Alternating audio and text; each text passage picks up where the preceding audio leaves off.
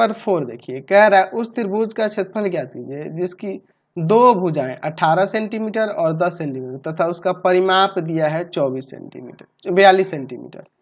ठीक है, चलिए देखते हैं। ये हमारा त्रिभुज हो गया, ये मान लेते हैं कि आपका त्रिभुज है। ठीक है, यहाँ पे दो भुजाएं दी है, एक 18 सेंटीमीटर और दूसरी 10 सेंटीमीटर। तो हमें तीनों भुजा पता होनी चाहिए, तभी ना हम लोग बना पाएंगे। तो मैं मान लेता हूँ, माना त्रिभुज की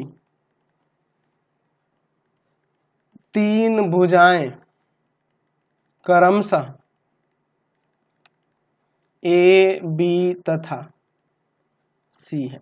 तो ए बराबर हम लोग ले लेते हैं 18 सेंटीमीटर और बी बराबर ले लेते हैं 10 सेंटीमीटर। और हमारे पास त्रिभुज का परिमाप दिया है, तीसरी भुजा नहीं है, हम लोग निकालते हैं पहले। त्रिभुज का परिमाप दिया हुआ है, यानी एस बराबर में दिया है, सॉरी त्रिभुज का परिमाप दिया है ना, सॉरी 42 सेंटीमीटर।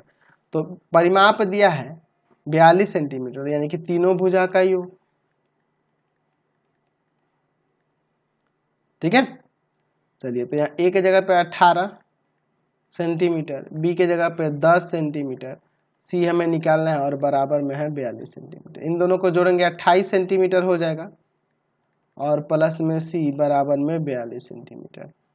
ये जाके उधर घट जाएगा, तो 42 में से 28 घटा देंगे तो आपका सी बराबर में कितना आ जाएगा, तो 12 में से 8 गया 4, यहाँ पे आपका बचा 3, 3 में से 2 गया 1, 14 सेंटीमीटर आ जाएगा। समझ रहे हैं?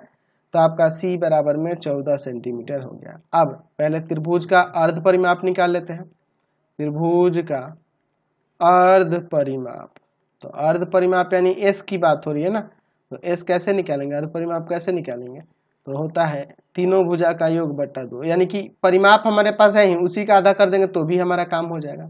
या तो तीनों भुजा का जोड़ के बनाओ, या फिर हमारे पास परिमाप दिया ही है उसी का आधा कर दो, 21 सेंटीमीटर। चलिए तो अब निकालते हैं त्रिभुज का क्षेत्रफल।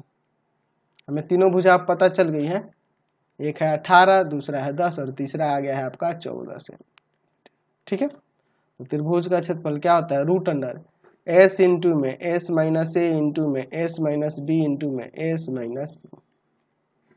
ठीक है, चलिए अब रखते हैं एस के जगह पर 21 इंटू में 21 माइनस का एक भुजा है आपका ए, कितना है 18, फिर 21 माइनस का बी आपका 10 है और फिर 21 माइनस का 14, सी आपका 14 है ना जी।